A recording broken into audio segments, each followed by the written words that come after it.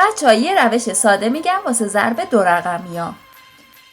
عدد دوم یکانش ضرب در یکان اولی 5 تا 25 تا 5شو می نویسم، 2 میره بالای 10 تاییام.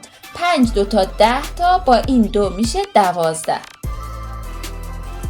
بچه‌ها ما باید یه دونه صفر بذاریم زیر یکان، مثل اینکه سوار ماشینمون شدیم. اولین کار چیه؟ کمربندمون رو ببندیم. اینجا هم وقتی ضرب 10 تایی شد قانونش اینه که یه صفر میذاریم، چون 35 30 به اضافه 5 انگار ما داریم 30 ضرب میکنیم. صفر 30 که گذاشتیم شروع میکنیم. این قانون بچه‌ها نباید یادمون بره، اول باید بذاریم. خب 3 5 تا الان بچه‌ها ببینید 3 5 تا 15 تا 5شو می نویسم، یه 10 تایی میره بالا. 3 2 تا 6 تا با این یک 7.